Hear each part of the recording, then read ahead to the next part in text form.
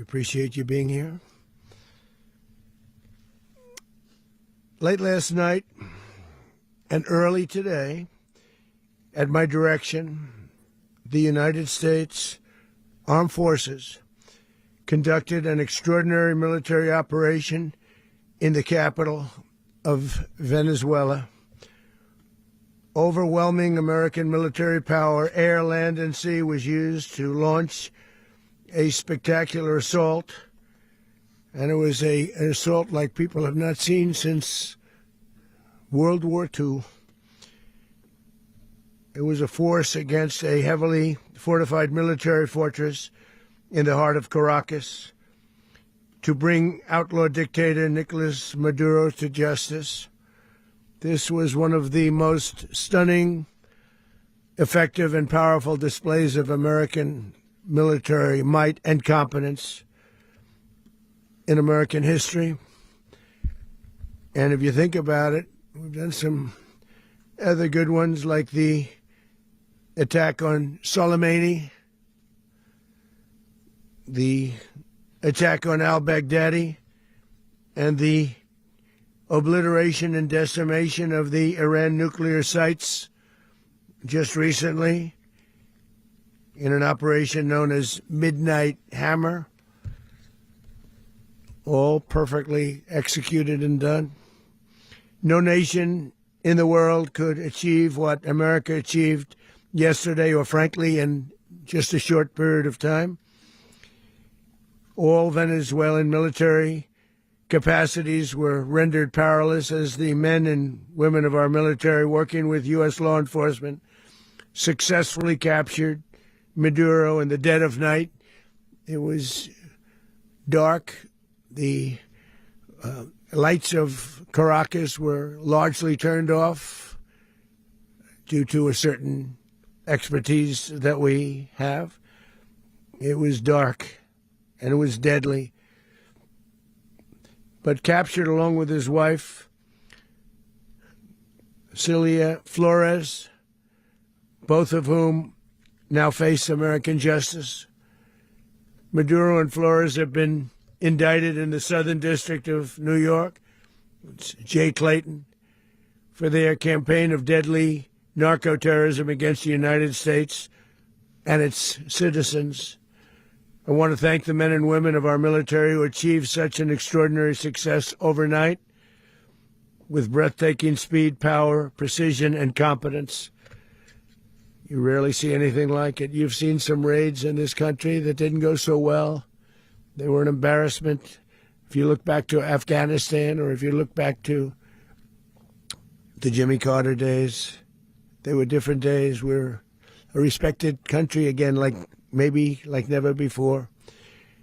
These highly trained warriors, operating in collaboration with U.S. law enforcement, caught them in a very ready position. They were waiting for us. They knew we had many ships out in the sea, just sort of waiting. They knew we were coming. So they were in what's called a ready position. But they were completely overwhelmed and very quickly incapacitated. If you would have seen what I saw last night, you would have been very impressed. I'm not sure that you'll ever get to see it, but it was an incredible thing to see. Not a single American service member was killed, and not a single piece of American equipment was lost. We had many helicopters, many planes, many people involved in that fight. But think of that, not one piece of military equipment was lost, not one service member was, more importantly, killed. The United States military is the strongest and most fearsome military on the planet, by far. With capabilities and skills our enemies can scarcely begin to imagine. We have the best equipment anywhere in the world. There's no equipment like what we have, and you see that even if you just look at the boats. You know, we've knocked out 97% of the drugs coming in by sea. 90%. Each boat kills on average, 25,000 people. We knocked out 97%. And those drugs mostly come from a place called Venezuela.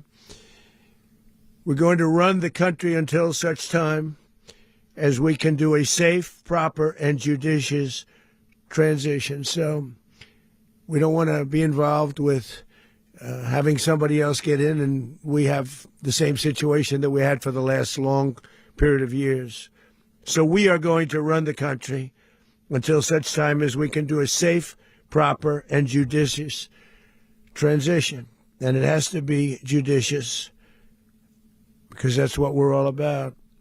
We want peace, liberty, and justice for the great people of Venezuela, and that includes many from Venezuela that are now living in the United States and want to go back to their country. It's their homeland. We can't take a chance that somebody else takes over Venezuela that doesn't have the good of the Venezuelan people in mind. We've had decades of that. We're not going to let that happen.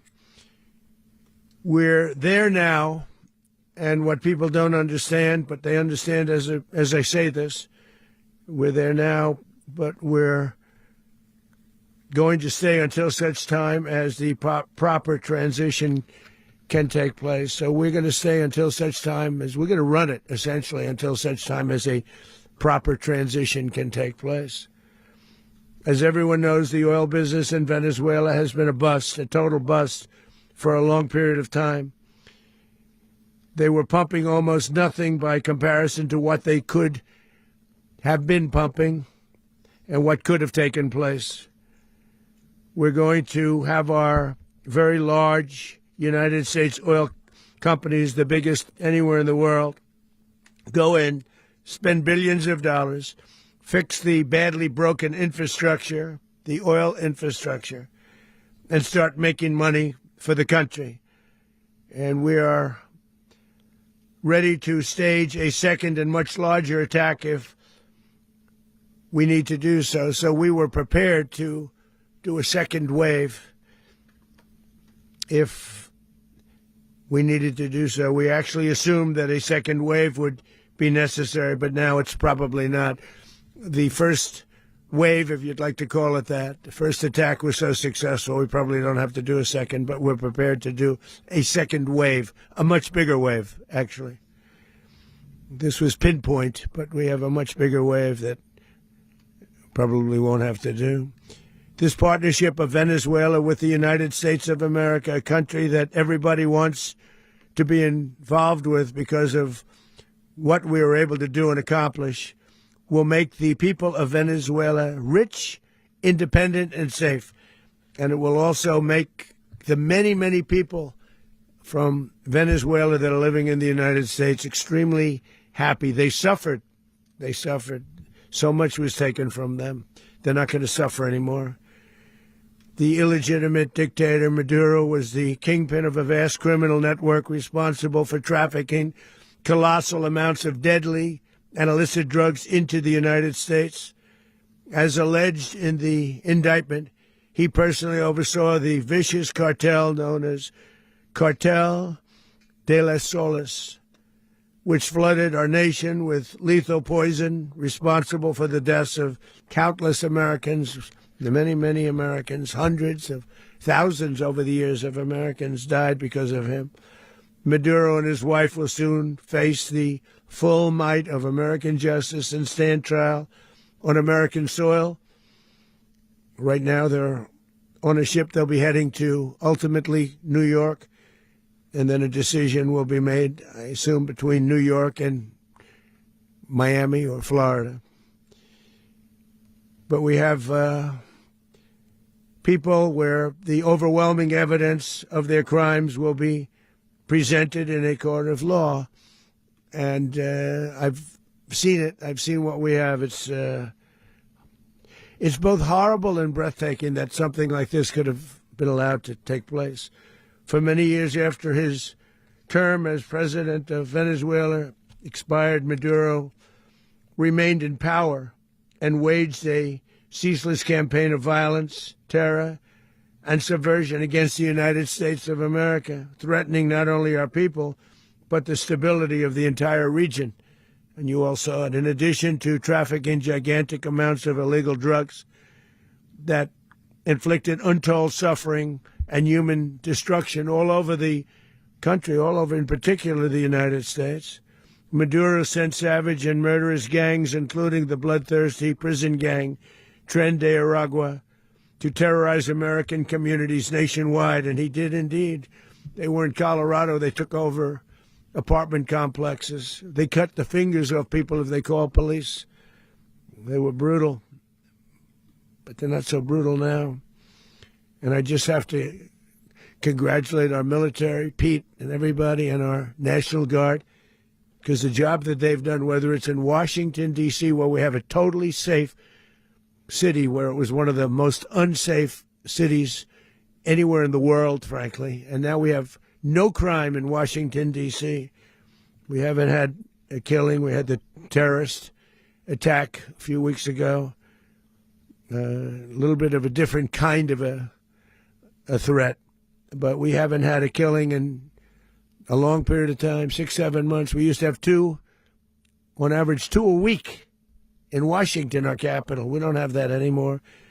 The restaurants are opening. Everyone's happy.